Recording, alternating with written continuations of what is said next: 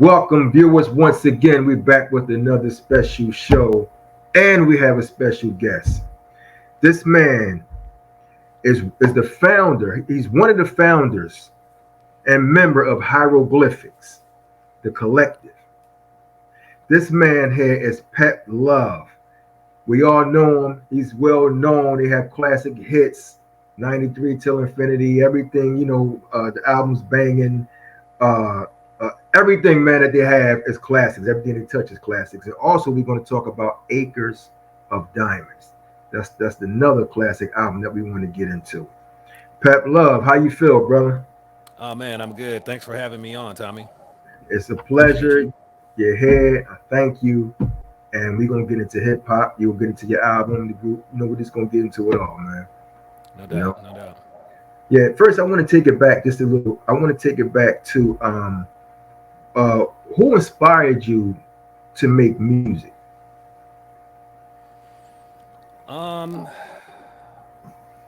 I mean, if I really go back and think about it before maybe I even realized that I was inspired to do music, I would have to say it was my parents, my mom in particular, who was very avid collector of records and loved music a lot. And we Okay. had one of those households back in the 80s where we had like a component set up, the stereo component back when they used to be sturdy, made of like with the aluminum steel front and everything. And Yeah. we always had one of those in the living room, and we used to listen to a lot of music. Stevie Wonder, Richie Havens, Mm, Earth, Wind and Fire, right. uh yeah, all of that good stuff from back then. Yeah, I could. The list goes on. Billie Holiday. Trying to think one of the real prominent ones that my mom liked to listen to a lot was Lou Rawls for sure, and Oh, icon. Blue balls. God, what was the one that used to be that we used to that my mom used to play a lot? Her name is um, gosh, what was her name? You're not talking about let's go who It was a song she's a called Was it in the city? Uh, in it'll the come to city. me. In the city. It, it was her name is like Not Roberta Flack, not like that, right? no, not Roberta Flack. This is something a little bit more. I won't say obscure, but it was from my mom's taste. Okay. If I was to say this name, it would definitely mean something to people who know her music. Okay. But yeah, it was some of that stuff that was from the '70s and bled into the '80s. Of course, music like Bob Marley and Peter Tosh. And one of the first earliest memories that I have of music and just being a part of a family that was immersed in music is going to see the harder they come. The Um, harder they come. by I mean the movie, I'm not quite sure who directed it, but it was Okay. based the main actor in the movie he did an album too called The Harder They Come, or he was on the cover of the album holding two pistols, and it was like an animated backdrop. Mm-hmm. What was his name? Yeah, it's been a long time, man, so some of Yeah. these names elude me, but they'll come to me though. Mm-hmm. But those were some of the artists, kind Hmm. of inspired you to make Yeah, music. just really just captured my imagination, Yeah, I would say. that's another great one there, because when we take it back to the real artists, and when I say real artists, a lot of artists today have gotten their music from those artists from back then. It's a sample, something. You know what I Yep, mean? That started from the foundation. That is the foundation back there. Going back. totally, totally. I got some of those records over still here. Wow. When my parents passed away, I inherited all of their stuff, and I'm sure some of that stuff, records come up missing over the years. So some of it isn't there anymore, but A good amount of it I still have actually. Wow, I found that amazing. You took it back to I mean, we're talking about the '70s. Hmm. It's sick. Took it back.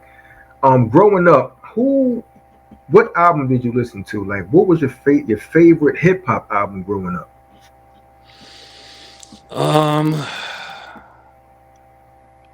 one of my early favorites was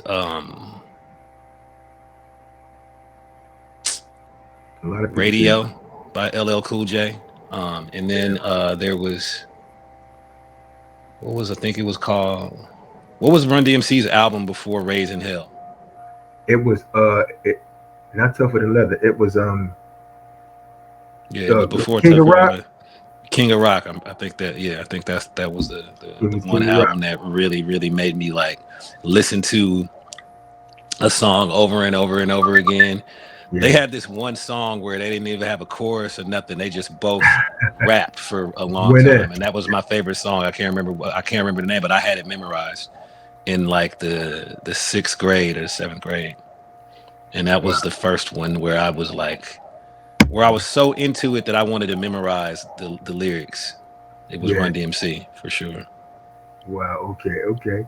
And did you always knew that you had that in you to be an artist, or just the music alone kind of pushed you to go that route? Because sometimes, when we're young, we always know, like, I'm gonna do this. No, no, I didn't think. I no, I didn't. I just loved it so much that it just drew me in more so than like I had an idea that that's something that I wanted to do. Like I said, it captured my imagination. So Yeah. there's something when something captures your imagination, it's like you can't stop thinking about it, even if That's right. you want to. So I hear a song and that thing it just sticks into my head, and just the idea of the song, of the music, um something that it's like you didn't expect for it to grab you like it did. You hear a song and you get goosebumps, and it's like, wow, where did that come from? Where that come from? That's right. That's right. And did you grow up in Oakland? Were you born and raised in Oakland, California? No, no, I was born in Jackson, Mississippi. In Jackson, Mississippi. Okay. And we moved to California when I was in junior high school, middle school, or whatever. So from Cali, that's when you got your foot wet. Like, you was coming up then, seeing things and stuff like that. Like, Yeah, yeah, for sure. Like, we moved to California right when I started to really more so have my own identity as myself that was no that's right. longer so connected to my parents or whatever. Hmm. Wow. But one of the things that I would say that is maybe a different or a privilege that I had that I didn't realize till later, Hmm. because I'm a kid. I think that this is just part of being a kid, and especially part of being a black kid. My father was involved in the civil rights movement in Mississippi, and my parents met each other in the Nation of Islam. And so a lot of the friends that they had, and a lot of my dad's friends, and a lot of both of my parents' friends Yeah. were very social activist type, very black arts movement type, you know, Hmm. um, people. I just did an interview just the other day, oddly enough, and I was telling them how when I went to summer camp, the summer camp was put together by um, a lot of my mom's friends. One of my mom's friends was very deep into the arts as like a playwright and an actress. Her name was Billie Jean Young, and she helped to organize the summer camp in Epps, Alabama. Hmm. And one of my memories of having somebody around who was a poet, a writer, a laureate poet was Sonia Sanchez was one of the visiting um, kind of camp directors, and she did a whole presentation in it to get the kids involved and to get the kids Okay. more thinking Hmm. in those terms or whatever. And Okay. that's something that this is something that I experienced for multiple summers as a Yeah. kid and growing up in the South. And so Well, when I moved out here, I thought it was everywhere. I just thought it was like that. I thought that's something that black kids, were exposed to in in supposed to. in, in general. But little did I know that was more of a thing from my upbringing and my parents and my parents' social circle. And Yeah, so that, being involved in that and being around that people that took their creativity so seriously that it had a social aspect to it, kind of made, the importance of art and creativity be in how it affects the world and society. It was kind of like an assumption, a given to me. okay, okay, and that was special, and I know it was because you just getting that teaching from that. It just kept you focused on a lot of other things also to make you want to go a different route. Just by seeing that some things can change you Certainly. and put an effect on you, and once you as you grow, you would never stop thinking about that moment of what happened or who you met. And her name was Sonia 100%. Sanchez, right? Sonia Sanchez. Yes. Yes. Sonia Sanchez. Okay, and I'm asking, is she still around? That's a good question. I think so. I think so. Sonia Sanchez was kind of part of the whole New Yorican Okay. poet society kind of thing that was going on in New York in the 70s and the 80s. And she came from New York to come to that camp in Alabama, uh, which I didn't realize that she was from New York. I don't think at the time. But I can tell you this, like a lot of the people that participated in the civil rights movement Yeah. had come to the South from the North, from New York, from Washington, D.C., from Ohio, from all over the country, really. Right. That's right. And came to the South, right? And came to the South, yeah, to help out with the voters registration drives. I think is what was going on in the 60s. It was about trying to get black people to exercise their right to vote. Okay. Like when I listen to, and I'm glad I'm talking to you now. When I listen to your story, reading a lot of books and doing a lot of studying, did that play a major part in your music career? Um, no, because I'm not like an avid reader like that, but my mom is. And Okay. my mom got her undergraduate degree in English literature, and she has a very large book collection. So as a youngster, I was just a kid, just like any other kid. I wasn't no particular intellectual bent type person. But as I've grown and understand the significance of um, of vocabulary and the impact that it has on what I do, and also like some of the things that some of the people that are important people in literature, in social activism. Yeah. There's so much more to learn about them from reading their stories than what you'll get from watching somebody talk about them on television. You That's know. right. That's right. Well, that's right. Yeah, I find myself. I read the scriptures a lot. So and other things too. I want to learn about Egypt. I want to learn about Hmm. Mecca. I just want to learn. You just learn and this No about their doubt. culture and hers. This is what I want to do. So I'm asking because that's what I like to do at times too. Yeah, yeah, definitely. I mean, it's important. I wish that that was a little bit more, not necessarily, straight intellectualism, but like, a deeper interest in Yeah. just where our journey as a people, as far as black people in America. I That's wish right. that that was more of a prominent part of hip hop. That's right. That's right. There you go. There you go. And it will be nice if that was more prominent in hip hop. Because what's Yeah. going on now is like, whew, but it's deep. It's deep. And you want to get back to even you made your debut was on Casual's 1993 Fear Itself. Is that the Yep. debut? Okay. Yep. That Can you was. take me back to that session and on how that was? You and Casual in the studio together like that. So like before Cash got his deal and before his that he was working on that album, we were all kind of like some of the only kids, because this is before laptops and Yeah. Pro Tools being, and all of these, recording apparatuses that people have on their computers. It wasn't Hmm. readily available like that. So we had a special interest in what we were doing, and we were kind of like some of the only kids our age that had the ability to record. Like I had gotten, my mom had paid for my mom and my DJ J Biz's mom at the time gave us money to have a studio session, but Wow. that we recorded one song, we didn't get much done, and we realized fast that like this is not paying for studio time as a high school kid is not the way that we're gonna be able to do this more. Mm-hmm. And so we started to try to find other people who were doing it, because I was going to a smaller high school. I didn't go to high school in Oakland at first. I was going to like a little smaller suburb high school, and I was Okay. probably like one of the only at least people that even was trying to rap. And so, Wow. more and more we started to want to we were just like, I wonder who else does this.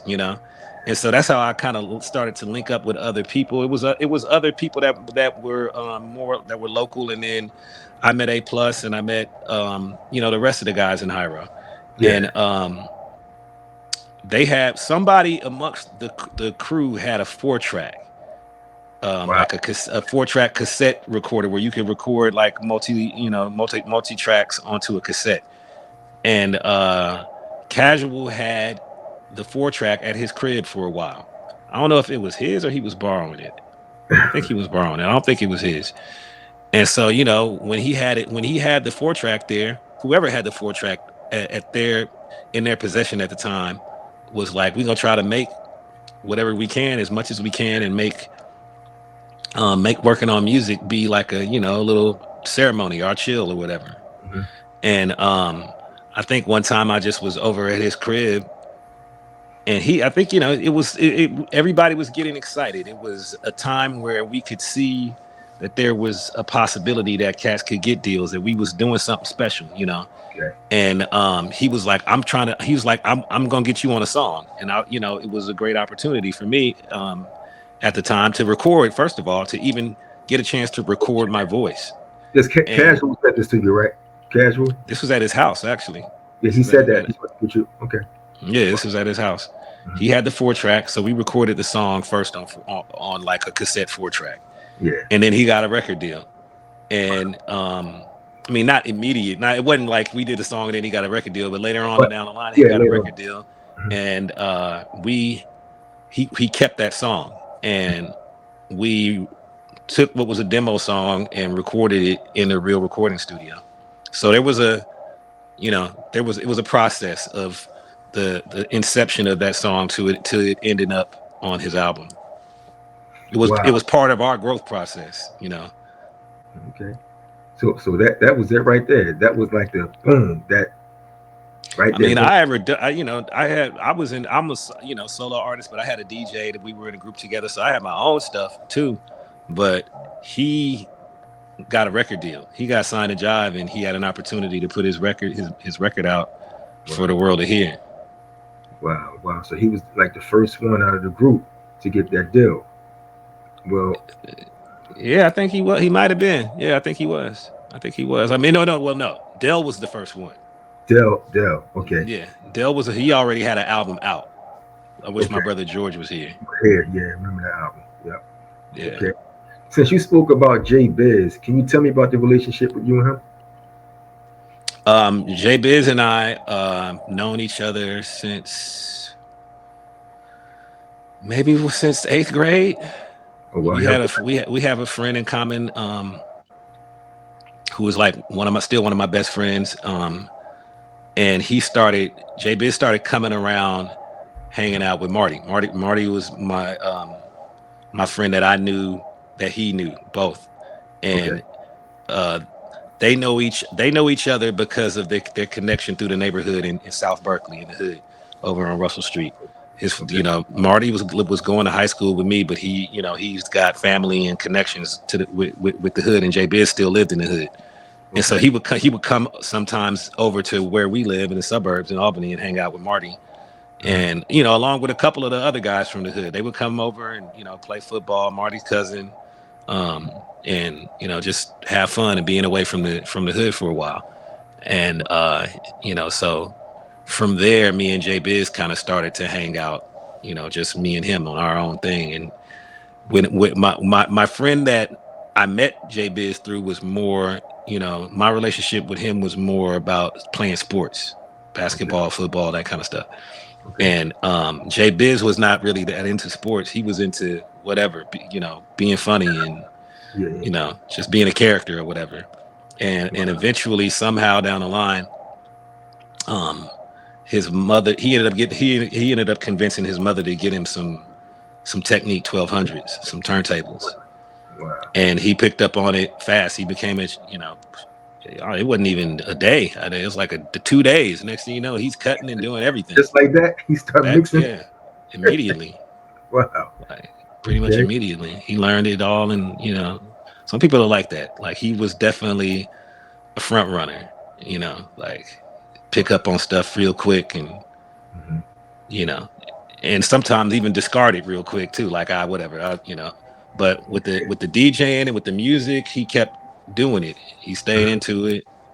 He got the turntables, and then after that, he convinced his mom to get him a SP 1200. He started making beats, and I would just hanging out with him would give me an opportunity to rap over beats, because he had a bunch of break beat records too. So Great. that was one of the things that DJs would have. So That's right. he would cut. He would want me to. He'd be like, he was like, I'm about to practice my DJ stuff, going back to back. He was like, see if you can like rap to, if you could kick one of your raps to me, going back to back, or what are they doing in America, where you just keep the record playing by, going back and forth. And Yeah. so I used to love that. We used to have a bunch of fun, like Hmm. I used to relish the opportunity to get a chance to spit my raps out loud and have other people hear them. So it made me want to write another rap. And then he started making beats, and so we started to be like, dang, how we get a chance to record a song. Wow. Did you ever get into a battle out there? As you was coming up, as you were coming up. Yeah, for sure, for sure. I went in battles, didn't even know I was in a battle. I'm just having fun rapping, Just rapping. You didn't even know you went in battle. Yeah. Wow. But that's not really, that's not my angle though. I'm not trying to Yeah. like Hmm. be better than nobody. I'm not like that. So I'm more like, this is not a competition. My That's right. talent speaks for itself, and everybody has their own unique style. Even though like that's a part of it, because that's a part of the creative expression, and it's fun. Yeah. It's It's theater, so to speak. But Mhm. I'm just more like, nurture your talents instead of putting you in, ever put yourself in a position where you might doubt yourself. That's right. And that's one of the things that I'm not, so that doesn't really interest me about battle, Battle. is like Mhm. the whole notion that I might, that some, first of all, that could never happen to me, because I love what I do too much. But nobody could say a rap to me, and and coming at me and have me be like, oh man, I guess I'm not that good, I ain't gonna do this no more. And like, conversely, I'm not, that's not my goal either. I'm trying to just be the best I can be That's for right. me. That's And right. I've always been like that. That's right. Keep that same attitude. That's right. Hmm. And growing up in California and being around, your friends and the group, how do you think your hometown or upbringing has influenced your sound and lyrics? Um, my upbringing has influenced my sound and lyrics, I would say, more than the place that I live. Live. You know, Okay. Hmm. yeah, because especially early on, we were like some of the only ones that was like lyrical. Hmm. It was like in California, in the Bay Area, it was a lot about talking about just what goes on in the streets and in the hood. Yeah. Like Yeah. slanging drugs and gang war and you know pimping and that kind of whole thing. 'Cause we from California. It's about that out here. That's right. And Yeah. it was I mean, it's about that everywhere. But you know what I mean. Like the But it rap seemed like was it really started about out that. there. I don't know why it seemed like it was like that's I where it mean, because started. it was that it. I won't say, I don't know if it started out here, but like started that if street whatever, gangster rap, whatever you want to call it. If it started in California, but it definitely gelled more well with the mentality. Oakland is a very blue collar type city, you know. Okay, okay, okay. Is it is it still to this day like rough out there? You know, in I some mean, parts. it's gentrified and it's um you know it has a lot of what is it called, like Uh-huh. civil issues, Okay. homelessness, inner Wow. city blight, A lot of you know, drugs, stuff like that. high price of living. Yeah. And right now in Oakland, particularly, I mean in the Bay Area, period, there's a whole phenomenon called bipping. It's like a whole new generation of criminals have come of age, and It's it's called not bit. since it's So not. I'm sorry. It's Bipping. called it's bipping, Oh, bippin, bip. bit. It's where Bit. they break your window and of your car window and go into your car, and even if sometimes they just break your window and you don't even got nothing in your car. Just break it it's for just nothing. a it's just a symptom of you know, a poorly run city, really. Yeah. I wanted to get into that also. I have a lot to talk about here, but I also want to touch on that too. About that also about our youth today. Just I just want to touch on this. Do you think that it starts from within, like from the home, of how our youth are? They are just out of control. You think it's the You know parents? what? And that's so funny because now that we talking about this, the name of the song from I can't remember her name, but the song is called Street Life. Oh That's yeah, the only way to go. street life. Street life. Oh, who was Yeah. that? Oh, That's one of my mom's favorite artists. I yeah, forgot her name though. not Donna Summers. Street life. I forgot who sing that song. It'll come to me. It'll come to me. I'm gonna look it up right now. But yeah, go ahead, ask your question because your question is relevant to the name of that seems to be relevant to the name of that Yeah, I song. just wanted to know. Um, do you think that it starts from the home? You know, when those kids are raised, you know, with their parents, and then they come out in the world, or sometimes a person can be raised right, and then when they get out there, they do what they want to do. Like, how do you think this is going? You know, this is happening with our youth. Okay, real quick. The song is by the Crusaders, and the singer who sung the lead vocals on the song, her name was Randy Crawford. Brandy Crow. Okay, okay, Yeah. All okay. right. So I'm sorry. Rephrase your question one more time. Yeah, just wanted to know about our youth. Do you think that it starts from the home? Uh, they're like out of control. Like, where do you think that this is happening from? Within, or once they get out in that world? I mean, it starts from the home, of course, but you know, some of these kids don't have a stable home. That's right. Some, you know, it really. I think it at this point where we at right now, it's a symptom of an unsustainable economic paradigm. Wow. You know, making it to where people can barely even afford to live in the city. Yeah, it's hard. That's right. You know, Mhm. disintegrating the neighborhood, Yeah, gentrification, people's live moving because like gentrification just said basically was the idea was like there's a cheaper and easier place for you to go live. Maybe you can it's even a place for you to escape crime, escape the hood or whatever. yeah. But then you everybody moves to Antioch and that you done brought the hood to Antioch. That's right. And Right. now you in Antioch and there ain't no this is an old suburb that doesn't really have industry.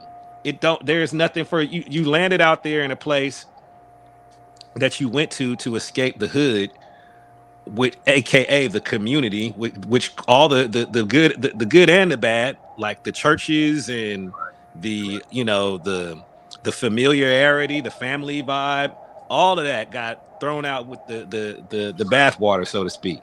That's right. And you know, so now a bunch of black people are living in the suburbs, in a place that doesn't have like a particular need for them. Like, you know, a lot of black people moved to San Francisco and Oakland so you know they could work in the shipyards and make money, you know, and be longshoremen, whatever. You know, it was an exodus for opportunity, not an exodus to escape It was for opportunity. negativity, or to make it to where you could escape an unsustainable economic paradigm, like having a bunch of developers come in and build a bunch of new apartment buildings and skyrocketing rent and whatever. So, oh, we can't afford to live here no more, let's go look for something else.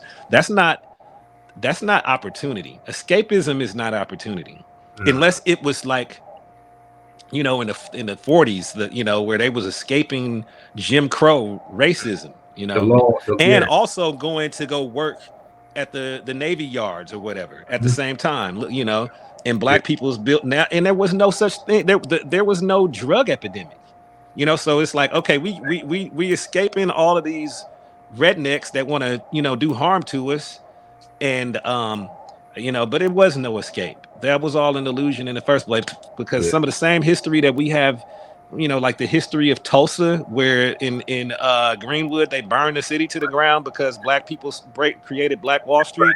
that's right. There's So, history like that. I mean, some of that stuff started in California, redlining, making it to where black people can only live certain places, running people off of the property that they own. There's a town over here in LA where I live, mhm, called Manhattan Beach. Used to right. be a resort that was owned by a black couple called the Bruces. The Wow. KKK and the They took uh it. the ruthless developers, you know they busted a maneuver to take their property away, and in the end they had to flee for their lives, and so Wow. they left everything that they had built behind. So there was Well, never really truly in this, it kind of showed what ended up happening in the early 2000s all the way to now, where it kind of is shown that black people can easily be moved around. Um it just it shows to me that, like, this is what was always set up to happen in that's the right. first place. Like, they could easily just kick us out of one place, run us off from one place. At a certain point, we gonna have to, like, dig our heels into the ground and take a stand somewhere. We That's you can't there is no real there is no real escape. And I, that's I honestly think that the stand for us to take is to reclaim our communities that we lost through gentrification, for them just being able to say, oh, you can't afford to live here anymore, why don't you go live in this off-brand suburb somewhere. Okay, now you got, especially in Chicago, the gang violence got worse after gentrification kicked in, when they wow. moved people out of the projects and It's into the, yeah, whatever, other war homes. Yeah, Kankakee, Illinois, and all of yeah, these little yeah. side places. That's Like, right. That's they right. shooting at each other more now. It's gotten worse, and one of the reasons why they were easily convinced to leave the city and the projects is Yeah, to escape that kind of stuff. My mom was an anthropologist, and so she did that kind of community research, to where she would find out about what's going on. Eventually she worked at the California Endowments, like a charitable foundation for public health, which see where there's a need for funds and try to get grants to people to make community good things happen for the community. And that's she right. told me that she talked to a number of prominent pastors in Oakland, California. Mm, And she said that a couple of pastors that she talked to said that developers came to them and were like, you should tell the people in your congregation about this opportunity to move over here where it's cheaper, and they can get a house for this, and they can get a loan for that. We just giving out loans, and that they could just, if they sell their property that they own in the city. Don't you want to get away from this crack epidemic and all this violence, and don't you want to take your family to somewhere more affordable and safe? But somehow they were able to make people forget about the part where, if I move here and my kids grow up, what are their opportunities to do something with their at lives the next, at, yeah, at, the at next this place. next place? Yeah, Not that, yeah, oh, well, this, yeah, well, I don't know, there ain't really nothing. Maybe they can get a good education, and then they can maybe move back to a city and have a better life in the city. I don't know what they sold to people, but my mom told me that some of the prominent pastors in Oakland, after they started to see that their church pews were just empty and people were moving, and ones that stayed was like, well, gosh, I don't even want to come here no more because all the people that I know, all my friends and all They the leaving. community, they not even here no more. Yeah, they leaving. I lived in the basically the Fillmore district in San Francisco before I moved to LA. And there Yeah. was a church next to the apartment building that I live in. It was an old basically house that got converted into, 3 units or whatever. Mm. It was never church. It would be church once every 2 months. So Wow. I found out because there ain't nothing but white people that lived in this neighborhood. It's Central and Hayes. Anybody that knows San Francisco knows the Central Divisadero area. That's basically the Fillmore, the Western Addition, that whole neighborhood. Um, though Wow. all the churches over there, the Methodist churches, the Baptist churches, they were all black churches. That whole area was black, and now there's no black people over there. But They the took it church all is out. still is the church that was established. It's still the same black church, but Oh, since none of the people live in the neighborhood no more, they have no reason to congregate other than maybe once every 2 months.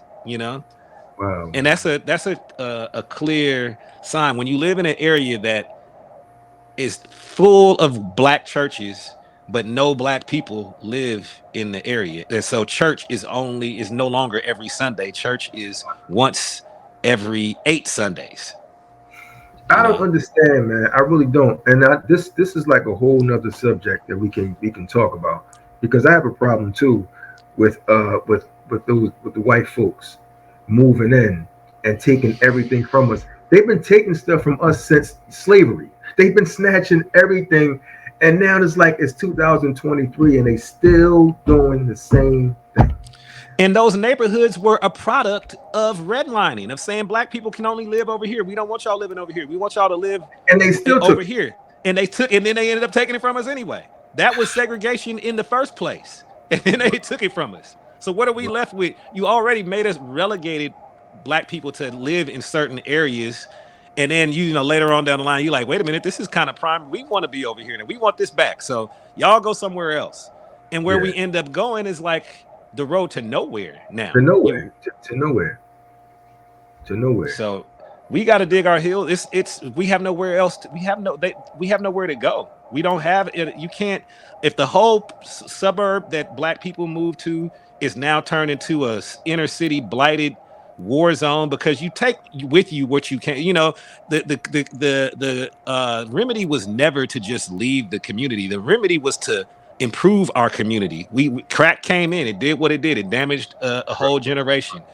Um, the the remedy for that was never to just leave. The remedy for that was to deal with it, Deal with it and fix it up. Try to help fix it up because because we they basically brought all of the cultural deterioration and degradation that happened in the late 80s, early 90s, whenever crack came and ravaged our neighborhoods.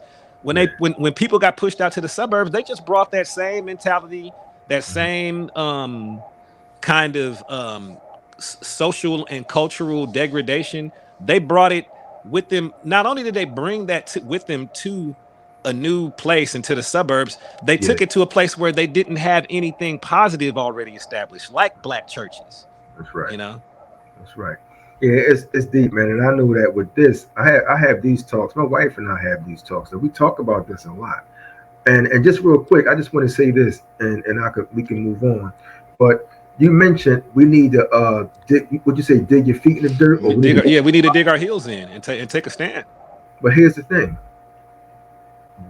what is our problem where we can't come together as black people? We can do this if we come together and just take over. We can the same way how they took over the White House. Let me tell you Yeah. something.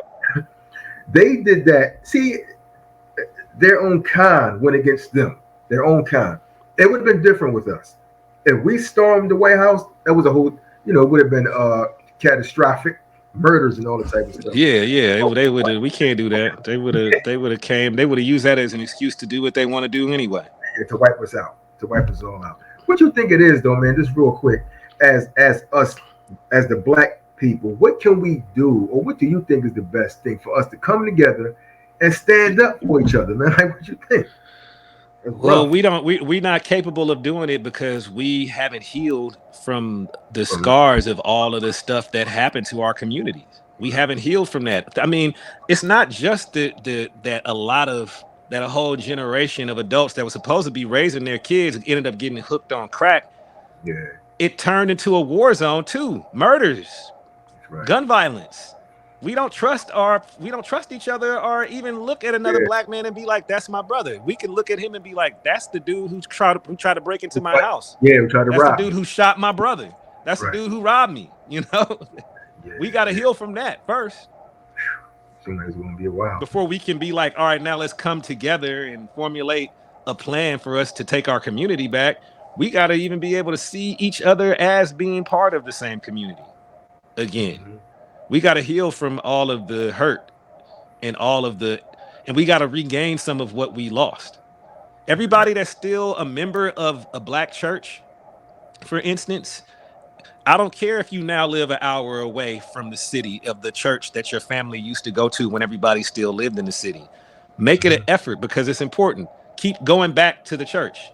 All the people that live in LA that ended up having to move to Rancho Cucamonga, or all the people that's from LA, that's from South Yeah. Central, that's from Watts, that's from, mid city, that don't live around here no more. But if the church is still there, come back, start going back to the church again. We could just start with that. Start going And back. I'm not even Christian. I didn't even grow up going to church. That's not even part of my whole social paradigm, but it's a place where our people gather. We need to reclaim the places that we gather at. That's just something that I can think of off the head. Facts. Facts. And since we on that, I think it's real. I think it's important for us to talk about this next situation you got going on with this new album. Yeah, yeah. Acres of Diamonds. I remember the movie Diamonds. I kind of I know it had diamonds in it when they was searching for the diamonds. And what exactly is the meaning behind your album title, Acres of Diamonds? So it is a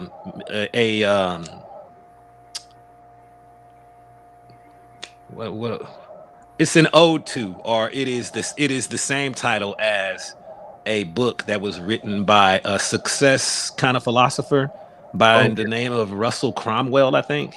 okay, Russell. And his book is based on a fable, and it has all fables have an allegory, and the allegory is to appreciate what you already have. It's a farmer who found who a African farmer who heard about the craze for diamonds, Mm-hmm. and he was like, okay, well, I'm going to sell my farm, and I'm going to go find a natural source for diamond mining. Mm-hmm. Okay.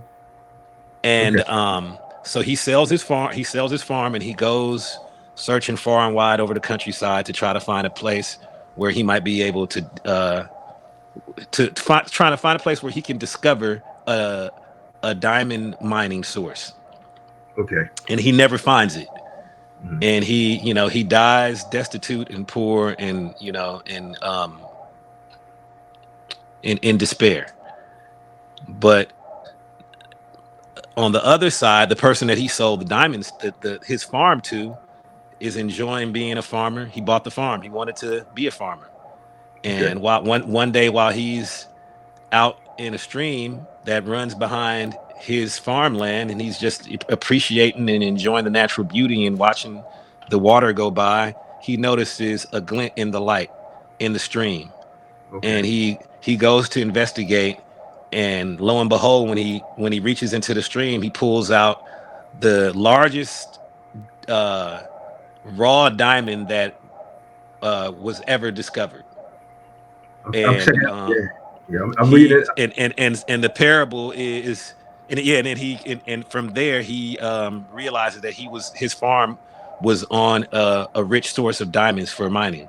So he starts a diamond mine right there at the same farm that the guy who was looking to find diamonds sold to him. You started one, right? Okay. And he started right there. So the old farmer who sold his farm and eventually died in despair and never did find diamonds, Yeah. little did he know he was already sitting on a diamond mine. And so the Wow. parable is to appreciate, to count your blessings, to whatever you're searching for is more than likely you already You have. already have it. It's already in. You already have Okay. a source Okay. of your own fortune, your own riches is Okay. basically somewhere within you, depending on how you see things and how you are willing to appreciate yourself for who you are and doing what you do. You don't need to look far and wide. Hmm. And it's a parable about being an artist too. Oh, this shit don't make no money. Oh, nobody care about hip hop no more. Oh, no, no, no, no. You need to go, need to sell some trees. You need to grow some weed. You need to get into the cannabis industry. You need to start selling crypto Yeah, coin. You need to, all these different things that are, ways of looking around for other sources of riches when it's right as there. an artist you already have riches. You are creating the commerce. You're creating the currency by what you by being an artist, by being a dope MC, by having Wow. some by being able to dig into yourself and find something that's of value that you can share with the world. Wow. And did they also go down Tigris and Euphrates River?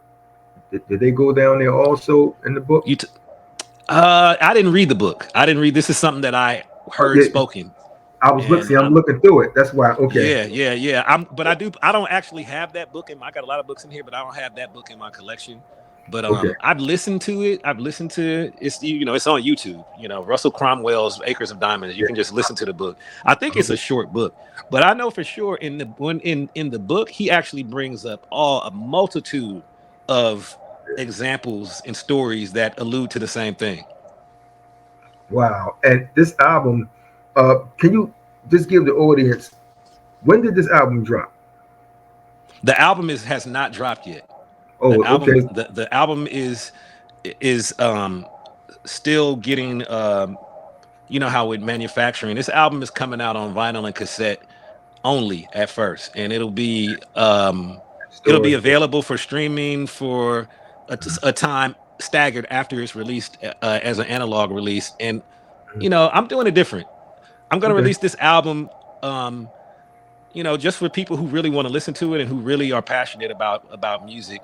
And Yeah. then to get it out to the world, I'll have it on streaming for a limited time, kind of like how movies come to the movie theater for a limited time. For limited time. My album just won't live on Spotify forever. Well, that is something. That's something different. The way how you going about is totally different. You know. It's And important to me because my thing is about maximizing value. Hence the title of the album. You mhm. know, there's more value in my music and what I do than is assigned to it by external, sources. Whatever, how I don't value my music in the same way that Spotify or Apple Music may value my music. I don't value my music in the same way that the average listener to music or fan values my music. I place a higher value on my music, and I think all artists should, because it came from you. You should value your music more than anybody, and you should define your value. Right. And having this approach is kind of part of the way that I show how much I value my music, and in just how much I value this particular album too, and my creative offerings in general. It's worth a lot more than what a playlist or monthly listeners Yeah. can value it at, whether it be monetary or whether it be just for your ears and your mind to digest. I want people to take their time and actually invest some of their own personal interest and passion into listening to and absorbing the message in the music. Wow. And you spoke about the playlist. You also uploaded this playlist, right, on the internet, or people just got it off? Because I don't know if this is the right one. Show you how White Bronco, Toxic, are those any of your? Yeah, yeah, yeah. Are those songs able to be? They're not. You can't hear them though, right? You can't hear them, but you can definitely get the playlist. Like That's like I on said, that's on Bandcamp, on right? Bandcamp. Yeah, yeah. How did you get the list of the songs names? That's on, because I did put that up on Bandcamp. Exactly. But that's where I Yeah, got it from Bandcamp. yeah, yeah, yeah, yeah, yeah. Like she ultra um Mm-hmm. Queen, Money Quips. When you look at these songs, or as you making the songs, what song really? I say was a challenge to make. Which one of these songs you think was a big challenge to make? The Queen's Decision. The Queen's Decision. Okay, can you tell me why you picked that? The Queen's Because Decision. it's,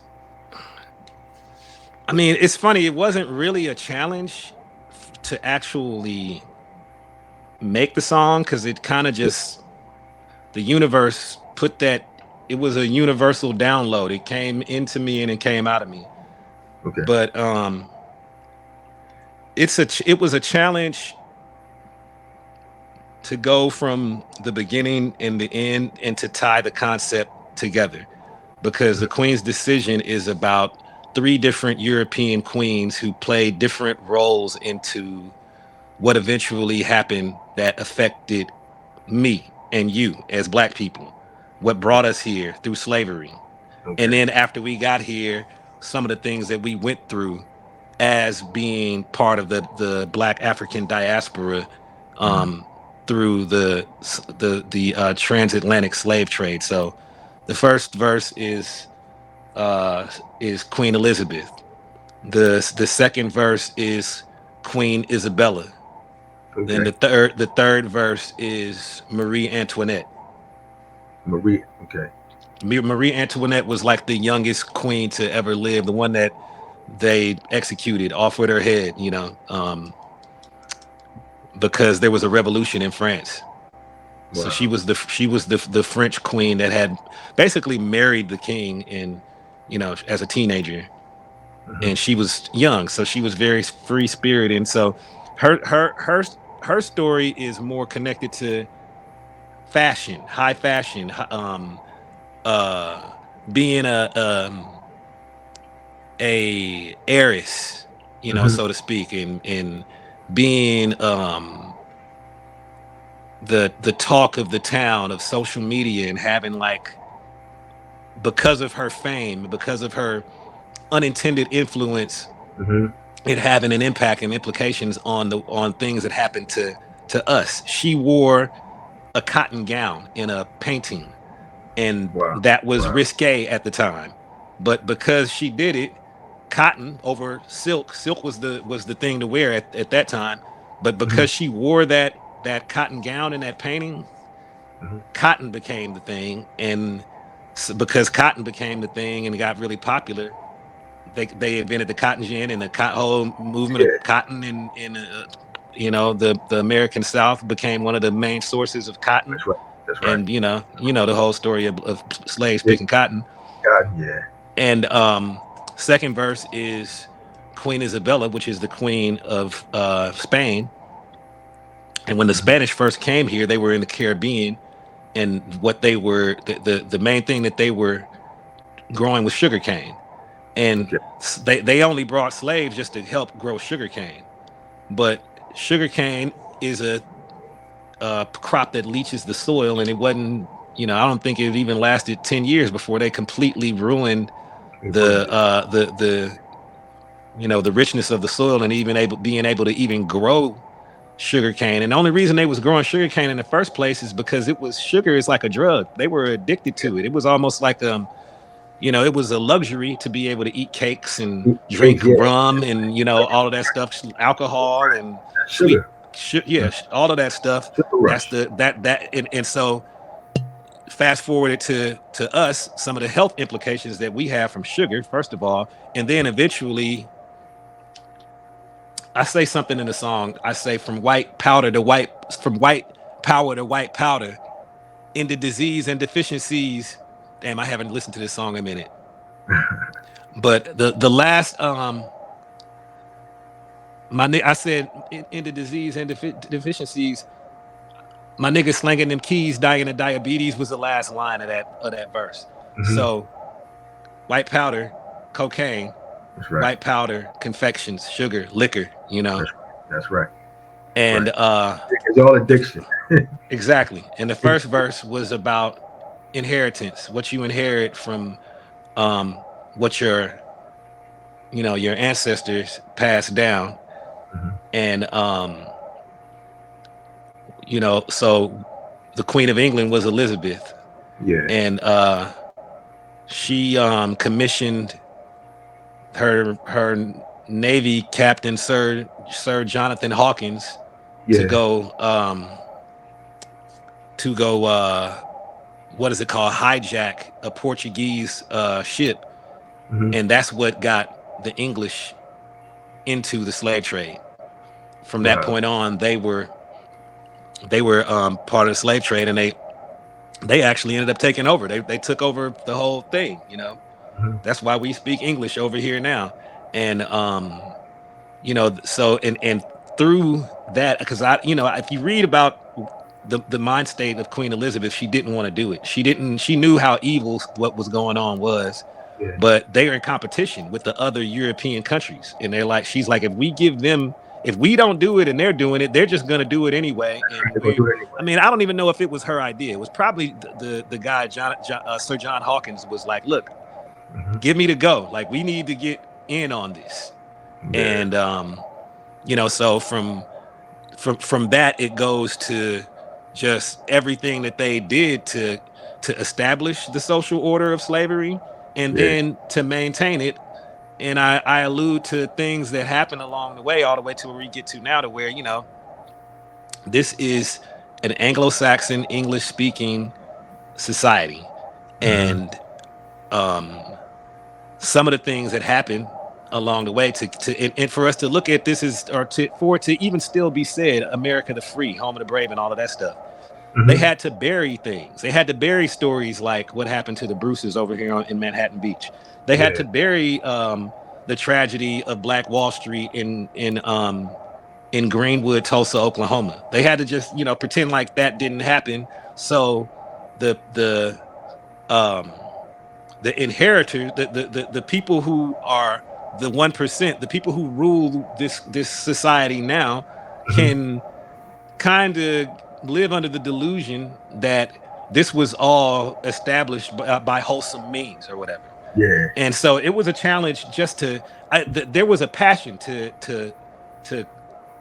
flesh out this metaphor, the Queen's decision, that brought me along. But it took me days to finish the song because I wanted it all to tie together. I wanted to show how That's right. these Queen's decisions and how they affected us, and how you can tie it together from what happened in the past to where we are now.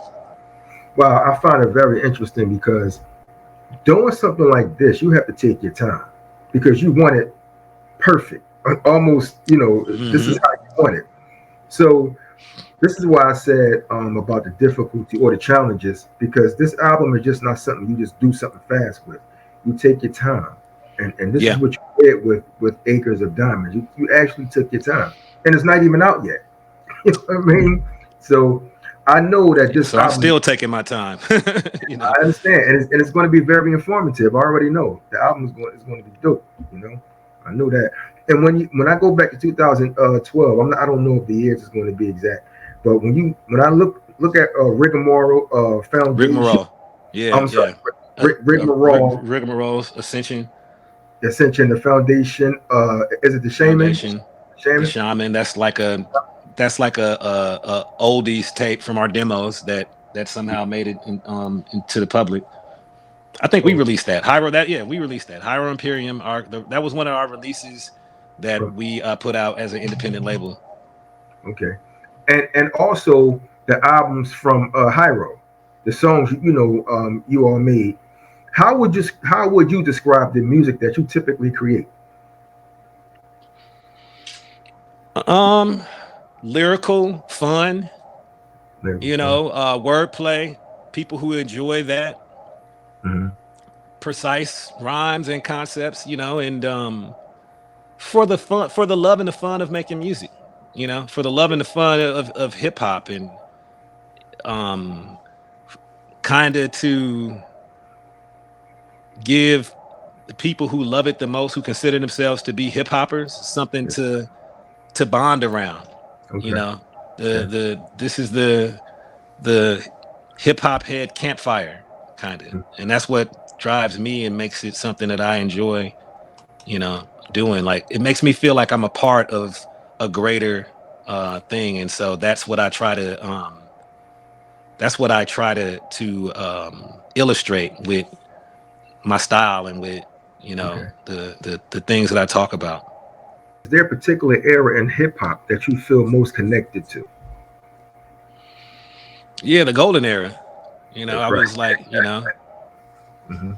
I was in high school or, you know, about to be out of, you know, like coming to the end of high school during the it was a great time to be a kid, to be a young person, you That's know. right. That's right. Mhm. It was the funnest time. That's why they call it the golden era, because that was like the funnest time in hip hop. You know, there was just some great memories. Um, I was fortunate enough to be able to go to one of the later new music seminar. Yeah. My mom bought me ticket for graduation to New York City, and got to hang out with Sophia Chang, who signed the Souls of Mischief to their first deal at Jive Records. Wow. She was a gracious host, and I appreciate her for giving me that experience. And living in the Bay Area, we had the Gavin convention, which was, you know, there's no way you could even do anything like that now, That's to right. where, you know, you bring a bunch of the artists together and it would be like this fun, almost mystical kind of vibe, you know. It's just I didn't you when you're having the greatest times of your life, you think that they're gonna last forever. Yeah. You No. know, you just And think this is, especially when you're young, you just think, okay, this is just the way the world is. and then next But thing it you know, wasn't. That was it the golden era. It ain't like that. You're like, it that's the it golden era. come This is as good as it it came gets. and it went. But But we had a hopefully, good time. there are greater times. This is the diamond era. How about that?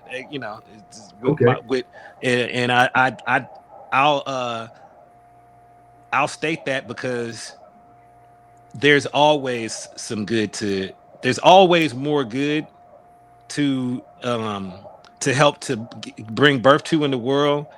Yeah. And it is serendipitous with the title of my album, Acres of Wow. Diamonds. Appreciate what you got. That's right.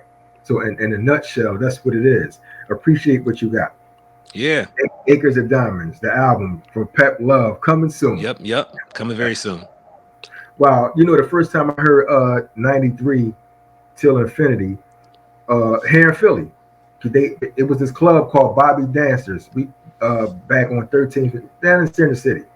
Song was dope. I mean, they played it in rotation constantly. How was the feeling when you guys first heard your songs on the radio? Oh man, it was amazing. And 93, and you know, there was a video for that song. So that was my Yeah, it first was. time, you know, one of my first, because Cash had a video too before that one came out. That's when that's how it was.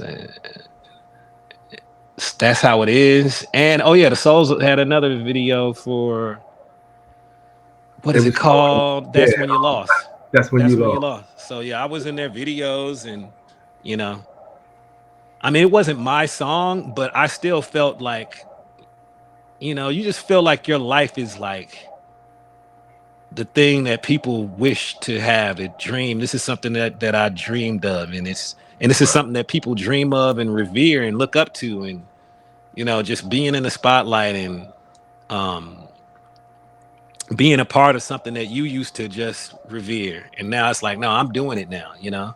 that's right. That's right. So you Well, know, however that feels, I, you know, it's hard to describe, but it's a wonderful feeling. I'm quite sure it is. You know, I ask a lot of my guests when they come on the show, what is your perspective on music today?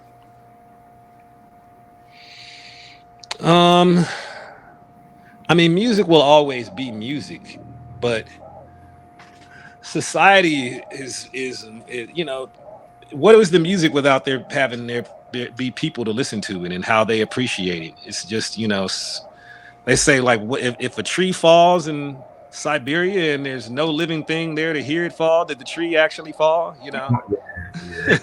Yeah, I heard that. Hmm. But so the way people are and the way society is, and how malleable it seems that society is, and the way, you know, the way we have been kind of herded, it just, more so than anything, for young people, I just, you know, my heart goes out to them, because it's really, it seems very difficult in this era that we live in for people to appreciate things as much.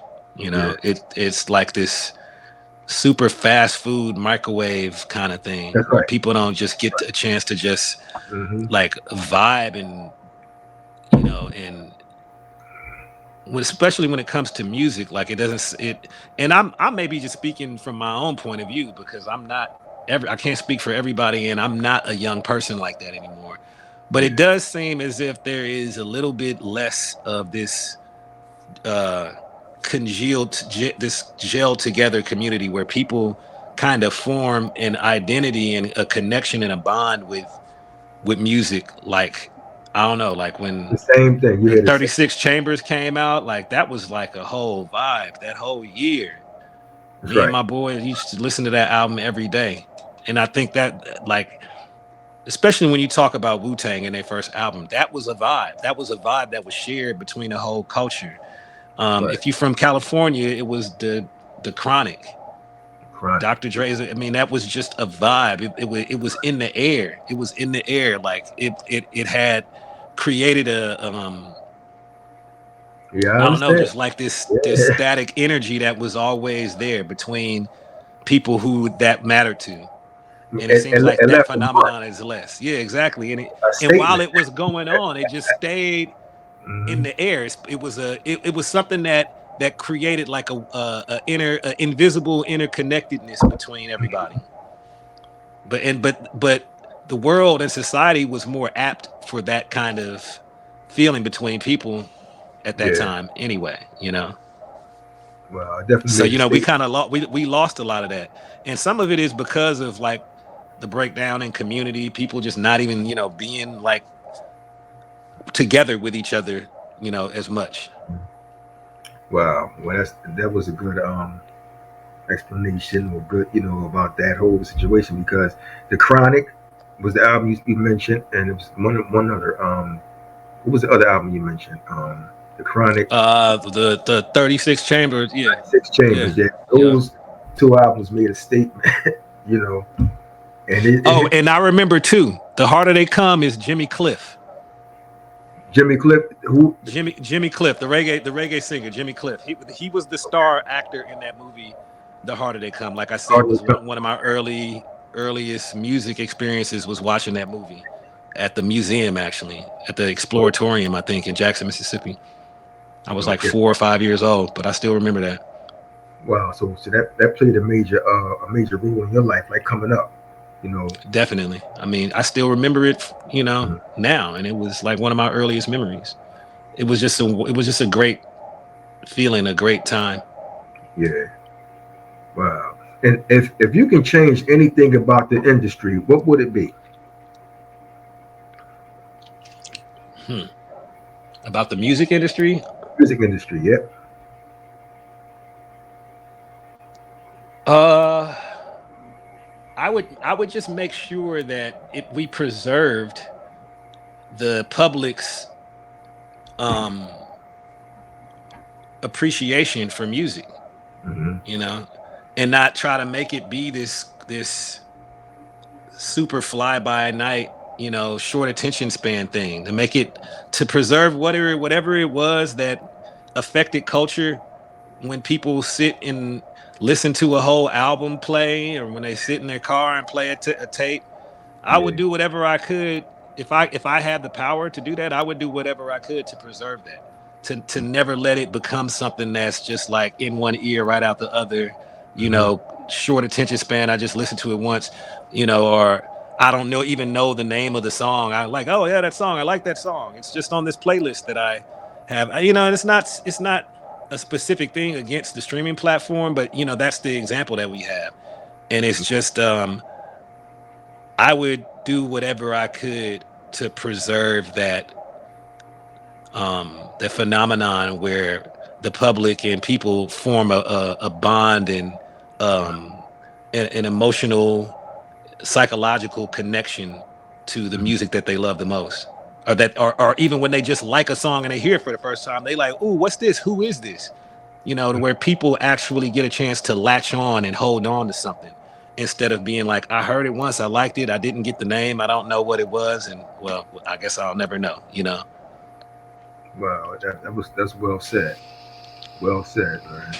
And as far as the album Acres of Diamonds, which what do you have a release date or not yet? Because I know We have a tentative release date, but you know, sometimes there's manufacturing issues, issues. and so we might have to push it back. But we were slated to release the album February, like right around Valentine's Day.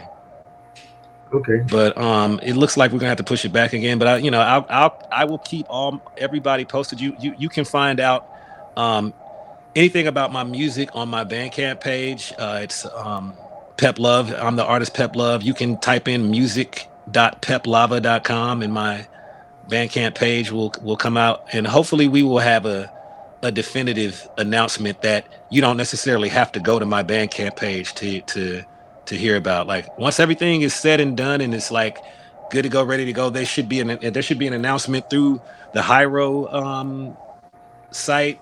Right. Yeah. The album will be available in the Hiero store. Okay. You know, and we're gonna do. You know, I live in LA, so I'm around the you know hip hop media that still remains. So I'll do a whole little you know media circuit here, like Mm-hmm. I'm like you know like this interview right here. Oh, cool. Cool. And just two more questions. Do you have a top three like hip hop artists, past or present? Yeah, you know, like the ones that influenced me the most to really do it, but at the same time, I don't believe that there's a way to measure what's the To measure best. them. Yeah. But I can tell you what had its greatest impact on me. Big Daddy Kane, that first album, Long Live the Kane. Baby King. Okay. Um, of course, Run DMC. Mm-hmm. Um, that King of Rock album. Okay. Right. Okay. Um, and gosh,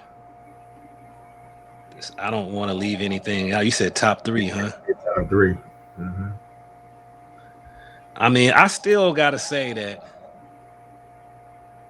to me, like the best hip hop song of all time is The Message.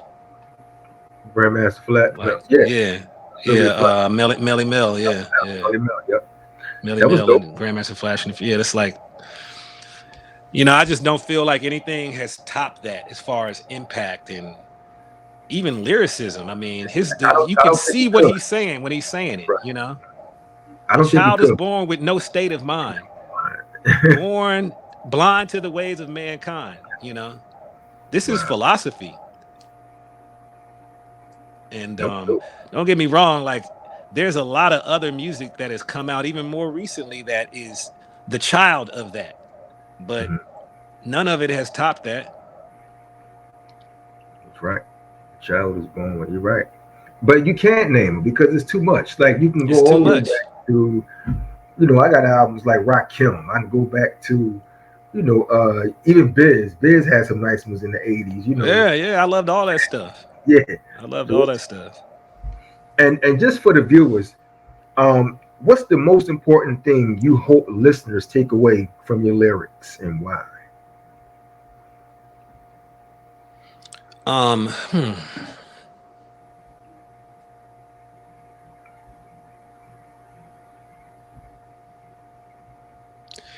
I would say the most important thing that I hope that I can impart with my lyrics is that connection that I was talking about previously that seems to be somewhat lost, where when they listen to my album, they want to listen to it again, they want to play it with people and they listen to it and it helps them to it informs their own cult of personality, their own cultural Okay. and social identity at the time, to where you know, they can look back one day and be like, oh, you remember da da da when, you know, at that time we was doing that. Oh yeah, and we was bumping. That's when we used to listen to Acres of Diamond all the time. You know what I'm saying? Right. Like what I got to experience as a, you know, as a young person, times that I can think back and remember to, and like, oh, we had this fun, we did that, we met that girl, and we did all of this stuff, and oh yeah, and we was bumping, you know, Wu-Tang, 36 Chambers. We was bumping Tribe Called Quest, Midnight Marauders during that little time. We was playing you know, Dr. Dre's The Chronic a lot during that time. Like I Yeah. want my songs, not necessarily so much my lyrics, but I want my music and my album to be definitive of a time in people's lives that they shared with a bunch of other people. That's the most that I think any artist can really ask for. Well said, Pep. I want to thank you. Viewers, we have Pep Love, one of the founding members of Hieroglyphics here on A Vision Media Broadcast. I want to thank you, brother, for coming through and No doubt, man. representing, No you know, problem, with man. Thanks for having me. Thanks for you know, giving me a time to talk about my music and to promote my album a little bit and just, you know, go through it and share my story with people. that's right. And don't forget, Acres of Diamonds will be hitting soon. It's coming. Yes, it's Viewers, be coming. on the lookout for that. Yo, check this out, world. This is Pep Love. I got a new album coming out entitled Acres of Diamonds. Keep your ears and eyes open. And you're chilling out with my man, Tommy Slaughter, on A Vision Media. Peace.